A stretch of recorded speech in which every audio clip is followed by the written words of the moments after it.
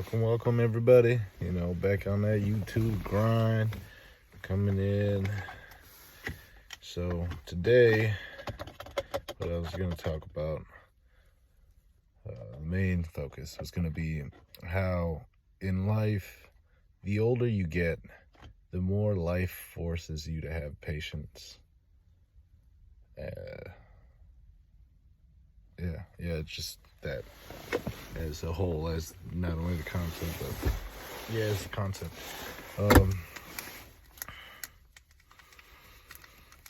I'm not really that old, but I'm old enough. I can buy liquor, I can rent a car, I can buy a house. So I got a little bit of life experience, and in that life experience, I've come to the conclusion that one of the most annoying things to me that causes me the most grief in life is patience and waiting. It kills me every freaking time.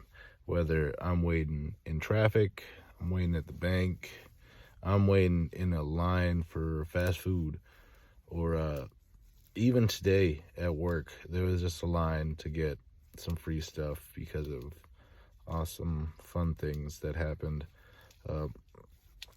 But yeah, everywhere. Like, I do not like lines. They are a miniature form of torture to me. I will go through them, I'll weigh my options though. I'll weigh out if it's not worth waiting for. I'm definitely not going to. But if it's something that I care about, that I want to participate in, I'll definitely wait for it. Now, will I enjoy that waiting? Of course not. No, nobody is excited to ever wait for anything. And if anybody ever says they do, they're lying or they're crazy. And if they're crazy, you better get away from them immediately, expeditiously. Yesterday. But speaking of getting away from people, now on the opposite spectrum, the people that take fucking forever to do things. Not the people that are that think they're okay with patience, but the people that make you have patience and test your patience.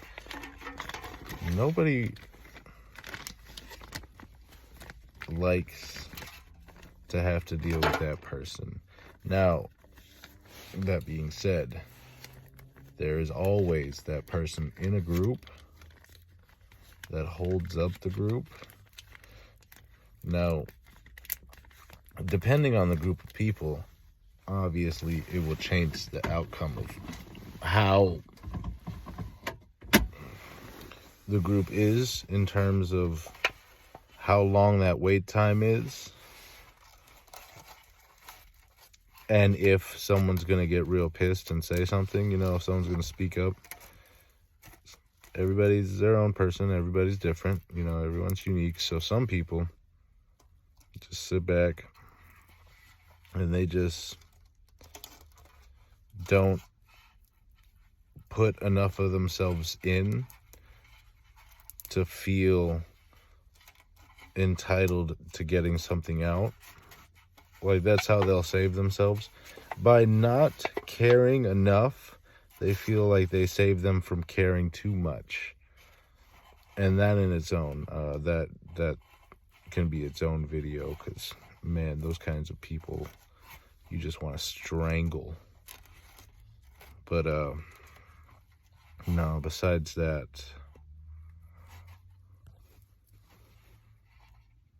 shit, I forgot the point of what we were talking about.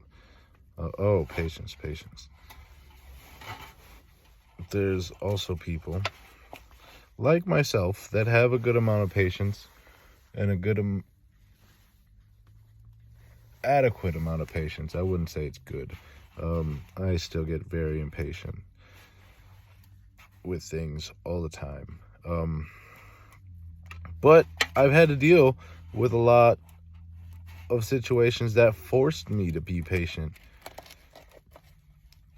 And those were a nightmare. So I'll talk on that super quick.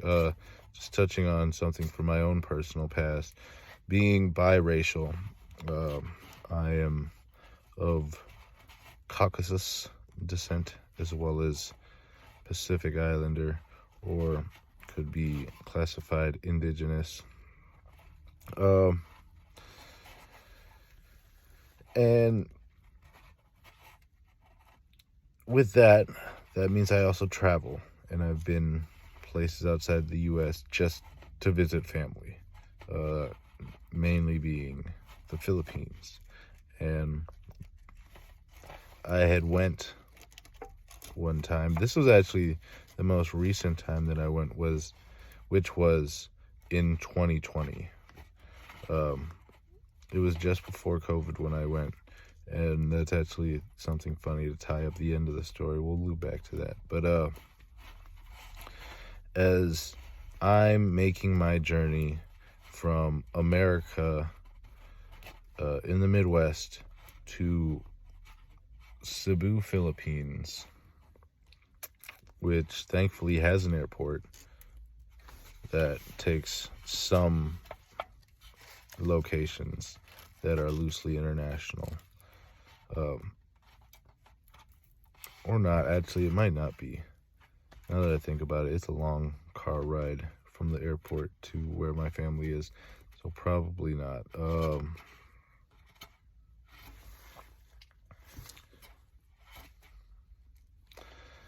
But yeah,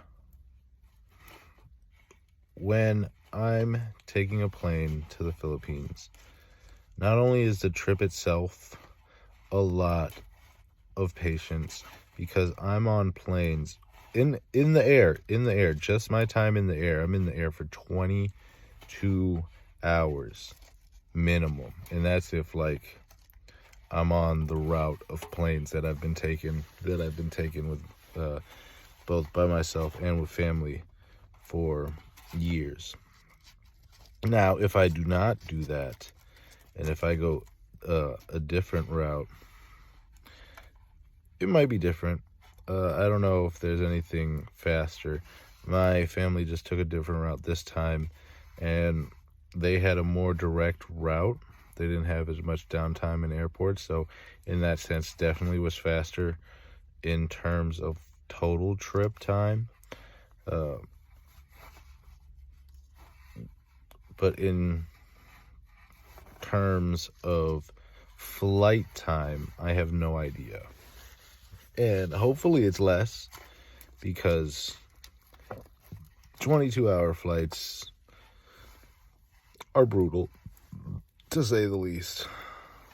22 hours of flights. Sorry, to be more specific. Don't want to spread misinformation here. But yeah, I got to the Philippines after a long, painstaking travel process, doing multiple airports, multiple planes, multiple locations, multiple beautiful locations. That is one thing I will not forget to bring up enough. Like, yes, there was a bunch of locations, a lot of moving around, but all in all, it was worth it. Those were beautiful places. Like the South Korea airport, Seoul, wonderful airport, beautiful airport that I recommend going through. Wonderful luxuries. They really do take care of you as a passenger. If you need downtime, there's places where you can rest. There's places where you can charge your phone. You can rent a bed at a lounge, or there's free lounges that you can use. There's full service bathrooms. I'm talking like poo, pee, shower, and bidet. Yes, bidet. A lot of people might not even know what that is or have ever used one, but especially if you're a dude, because I know bidets are less common in use for men, but that's more on the western side of the world. I cannot say the same for the eastern because I also do not have that experience.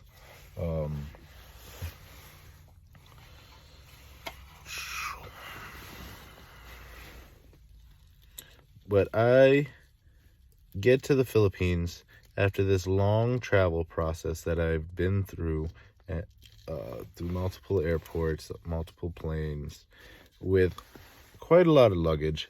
Because if you know anyone that's Filipino, you know when they go to visit, they bring these boxes that when you see, they're called LBC boxes. You'll see red on them. They'll be white and red. Now, the Filipinos know exactly what that means. That means Labatalong Bayang box. That is the box of shit that we fill to give to relatives, where we get to play Santa Claus, because that is one of the biggest things that the country brings in as an import. Other countries' money, because we got those doctors, we got those nurses, we got those hard-working individuals that leave the Philippines, more dominantly women, through marriage, especially from the past, that just send money back to relatives and try and build up their communities, try and build up the countries, which is amazing because that has done a lot for our economy. I say our economy as if I'm a resident. I'm not a resident. I'm not even allowed to have property or anything. I wish I want to work on that eventually, because having property over there is a goal, and a goal I'm going to work towards. But that's just a sideline thing. It'll come along eventually. There's other things like this YouTube. I want to get going first. Establish my family more better over there. You know, get everybody in line on the goal. That's another video eventually. It's like dealing with your family, because if you want to be a successful person, part of that is having the family that gives that environment to be successful. And obviously I'll leave that there because I can touch on that in another video, because we're touching on patience. And I mean, y'all are practicing patience perfectly by watching this video. I'm sorry I keep leaving y'all hanging. But yes, I get to the Philippine airport. Wow, that was so long. The lights turned off. And I'm there waiting in this super long line for customs. Just to enter the country, you know, where I turn in my paperwork, I declare the items that I've brought with me, I declare my intent in the country, things of that nature. That alone ridiculously took 4 hours. 4 hours in a small, congested space, snaking along. So there's hundreds of people, because there's multiple super planes that just deboarded passengers. So everybody got their luggage at the same time. Everybody came to customs at the same time. There is hundreds of people in this line, and this line took literal hours to get through, and it was painstaking. It was bad. It was annoying. I literally remember being in that airport, contacting family, because, you know, I'm already at the airport. I've already landed. I'm going to update them. And I'm letting them know, like, hey, I'm here at the airport. I'm just at customs. Boom. Hang up. I'm able to see the time on that phone call literally hours later as I call them again to say, I'm still in that same room. I've just moved up. It was unbearable for a while. Like, honestly, there was multiple people that had meltdowns. And from a personal perspective, if I didn't see those people have meltdowns, I would have had a meltdown, because that was one of the only things calming me down, was laughing at the other people that didn't have enough patience that I did. But I was real close to that breaking point myself. And I know there was tons of people that were like that.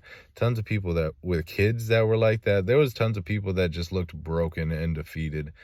But like they were just going to keep pushing forward because they knew that that was the way to get through it, and that they would get through it as long as they kept doing what they had to do, because it's just a line for the end. And it was loosely a metaphor for life, like being stuck in that line for so long. It really made me take the time to think on life and think on why I hate patience so much.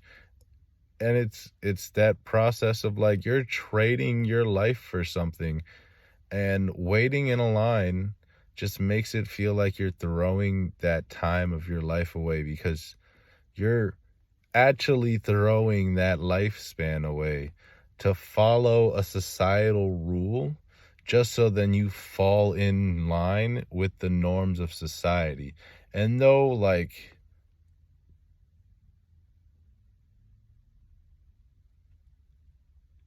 it keeps society balanced and well, it also removes that freedom that you have as an individual, because you feel constrained to follow these societal rules that you won't always agree with, and that you'll see get broken regularly as early as childhood. That you'll see people steal things, you'll see people cut in line, you'll see people copy homework on tests, you'll see all these things on just like the small level, on just the child level, before you even get to the realms of adulthood, where people do things like embezzlement, fraud, these things that really hurt individuals.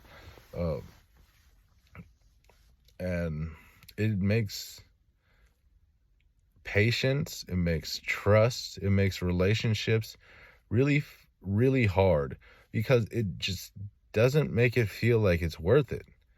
And I get it, because sometimes it really isn't. And you'll get to the end of the line, you'll ride your roller coaster, and you'll finish the ride, and you'll say, dang, that was it? And sadly, it was. And that's just life sometimes,